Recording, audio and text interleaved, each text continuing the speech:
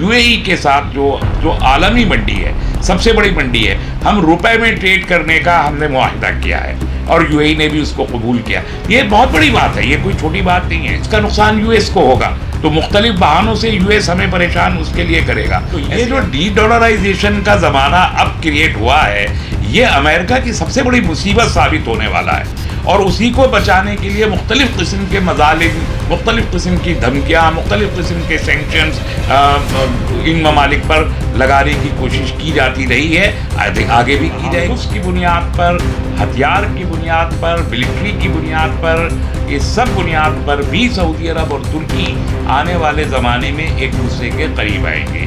اس کا سیدھا مطلب یہ ہے کہ جو امریکہ سے خدشات ترکی کو ہیں، اسے ترکی کی سرکار سمجھ رہی ہے. اب امریکہ کی یہ حیثیت واضح ہو گئی ہے کہ وہ ایک بے وفا دوست ہے.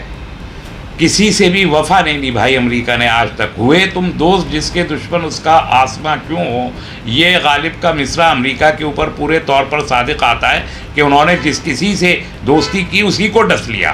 تو آستین کے سانپ کی طرح کا ان کا ایک ایٹیٹیوڈ تمام دنیا کے ساتھ رہا ہے. وہ کسی کے سگے نہیں ہیں، اور دنیا میں کوئی ایسا بچا نہیں جس کو انہوں نے ٹھگا نہ ہو. تو وہ نہ کسی کے سگے ہیں اور نہ کسی کو ٹھگے بغیر چھوڑے ہیں. تو اس قسم کے ایک ملک کو لے کے اشتباہ اور شکوک تو اچھے اچھے بڑے دوستوں کو بھی پیدا ہو جاتے ہیں. تو اس کی بنیاد پر اب آپ دیکھیے کہ پچھلی ایک دہائی سے بڑی تیزی کے ساتھ، ایک دہائی 10 سال سے زائد عرصہ ہو گیا، مشرق نے اپنے آپ کو بننا شروع کیا ہے.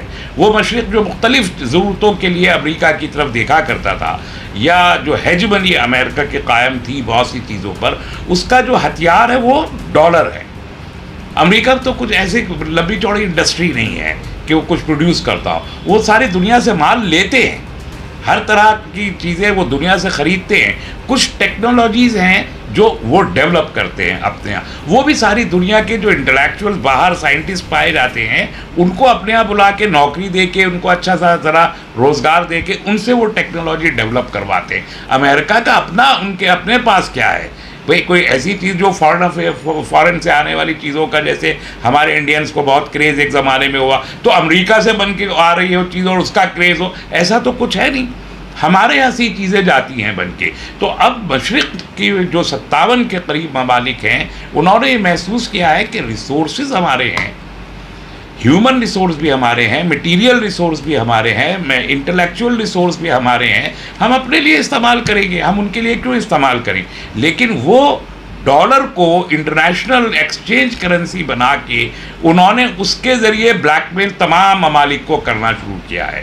تو اب جب یہ مشرق کی جانب لوگوں نے بڑھنا شروع کیا ہے، مشرقی طاقتوں نے اور ممالک نے ایک دوسرے سے تعلقات کو استوار کرنا شروع کیا ہے، تو اس میں یہ بات بھی چلی ہے کہ لوکل کرنسیز کا استعمال مشرق کے لوگ کریں.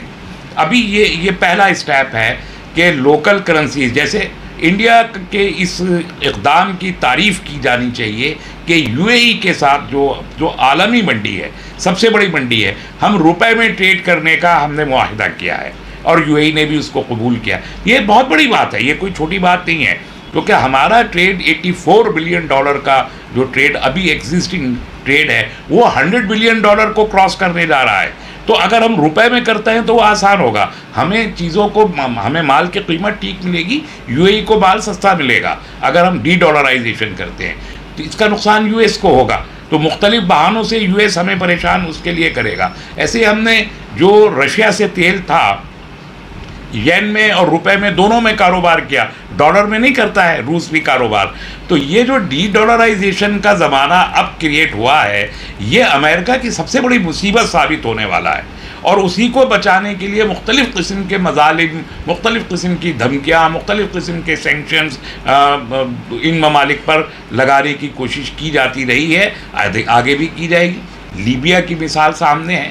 کرنل قذافی کو صرف اس لیے قتل کر دیا گیا، ایک بہترین جنت نشاں قسم کا ملک تھا لیبیا، جس میں ہر طرح کی فیسلٹیز وہاں کے عوام کو موجود تھیں، اور جو خوش تھے، اپنی سرکار سے خوش تھے، جہاں کوئی ڈسٹربنس نہیں تھا، جہاں کوئی وائلنس نہیں تھا، جن کا آئل دنیا کا بیسٹ آئل سمجھا جاتا تھا، جن کے آئل پر جو ہے امریکہ کی صنعت چلا کرتی تھی، ان کو صرف اس لیے ڈسٹرب کر دیا گیا کہ کرنل معمر قذافی نے امریکہ سے یہ کہا کہ آپ چاہے جتنا تیل ہم سے لے لیں لیکن بدلے میں ہم ڈالر نہیں لیں گے آپ سے، ہمیں بدلے میں سونا دیجیے.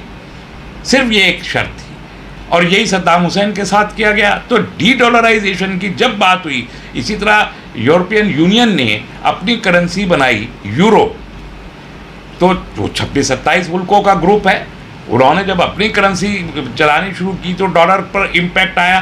تو اب آپ دیکھیے کہ یورو تو چل رہا ہے، یورو بند نہیں ہوا، لیکن یورو اور ڈالر کا مقابلہ ہوا ایک زمانے میں، تیزی کے ساتھ مقابلہ ہوا، اور اس مقابلے میں ڈالر نے اپنی ہیج منی کو بالآخر برقرار رکھا. اور آج یورپ کے جو چھوٹے چھوٹے ملک ہیں، ہنگری ہے، پولینڈ ہے، گریس ہے، اور اس طرح کے اٹلی ہے، ان کی اکنامیز دیکھیے جا کے روز ڈاؤن ہوتی چلی جا رہی ہیں. یہ نہیں ان کا یورو بھلے اسٹیبل ہو گیا ہو لیکن اکنامیز ڈاؤن ہو رہی ہیں، اور اس فرق کو سمجھنے کی کوشش ہے.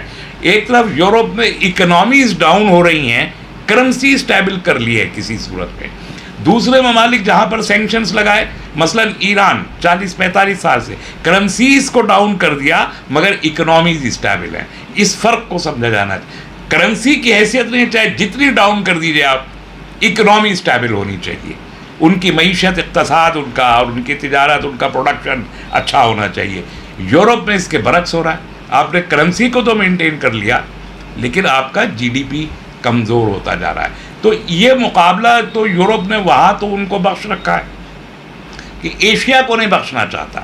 ایسے میں بھارت کا یو اے ای کے ساتھ یہ معاہدہ، یا روس کے ساتھ یہ معاہدہ، یا ایران سے کسی حد تک جو ہمارا تھوڑا بہت جو بھی ٹریڈ سینکشنز کے باوجود فوڈ اینڈ ایگریکلچر وغیرہ کا ہو رہا ہے، اس میں روپے کا استعمال ہو رہا ہے. یہ ہمارے مستقبل میں ہماری اکنامی کو اسٹیبل رکھنے میں کافی مددگار ثابت ہوگا. اور اس کے لیے وزیر اعظم نے جو یہ معاہدہ کیا ہے، کوئی اچھے مشیر ہیں جنہوں نے وزیر اعظم کو یہ مشورہ دیا ہے، اور یہ بھارت کے لیے ایک اچھا قدم ہے. دوسری طرف اگر سعودی اور ترکی کے معاہدے کی بات کریں تو یہ کتنا اہم ہے اور کتنا بڑا معاہدہ ہے، اس کا کیا اثر پڑے گا؟ دیکھیے 50 بلین سے ڈالر کا زیادہ کا معاہدہ ہوا ہے ٹریڈ کا ترکی اور سعودی عرب کے بیچ. ان کے بیچ تجارتی تعلقات پہلے سے بھی قائم ہیں لیکن اب وہ اور مضبوط ہو رہے ہیں. اور ابھی اس معاہدے کے ساتھ ساتھ یہ بات بھی کہی گئی ہے کہ یہ تجارتی تعلقات ہیں جس میں اضافہ کیا جا رہا ہے. اس کے ساتھ ساتھ ہمارے اسٹریٹجک ریلیشنز بھی مضبوط ہوں گے. تو یہ جو اسٹریٹجک کا لفظ جب ہم استعمال کرتے ہیں ورلڈ ڈپلومیسی میں تو یہ بڑا اہم لفظ ہوتا ہے. اسٹریٹجک کا مطلب ہوتا ہے ورلڈ ڈپلومیسی میں، اس کا مطلب ہوتا ہے ملٹری کا، سیکیورٹی کا، اور انسٹالیشنز کی سیکیورٹی کا جو تحفظ ہوتا ہے، اس سب کو ملا کے ہم کہتے ہیں کہ یہ اسٹریٹجک افیئرس ہے. تو اسٹریٹجیکل یعنی تحفظ کی بنیاد پر، ہتھیار کی بنیاد پر، ملٹری کی بنیاد پر، اس سب بنیاد پر بھی سعودی عرب اور ترکی آنے والے زمانے میں ایک دوسرے کے قریب آئیں گے. اس کا سیدھا مطلب یہ ہے کہ جو امریکہ سے خدشات ترکی کو ہیں اسے ترکی کی سرکار سمجھ رہی ہے. نیٹو میں کب تک ہیں ترکی، کب تک نہیں ہے، روس اور یوکرین کی جنگ کس کروٹ بیٹھے گی، اس پر ڈپینڈ کرے گا کہ ترکی نیٹو میں ہے یا نہیں ہے. لوزان کا ایگریمنٹ اب آج تو ختم ہونے کو ہے اگلے 2-3 دن میں، 23-24 جولائی کو. تو اس کے بعد کے کیا حالات پیدا ہوں گے، ان ساری چیزوں کے مد نظر ترکی بھی ٹورڈز ایسٹ ہی دیکھ رہا ہے، مشرق ہی کی جانب دیکھ رہا ہے، اور اپنے مشرقی الائز کو وہ مضبوط کرنے کی کوشش. تو سب مستقبل کی پیش بندیاں یہ تمام ممالک کر رہے ہیں جن کو امریکہ سے کسی نہ کسی قسم کے کوئی نہ کوئی خدشات ہیں.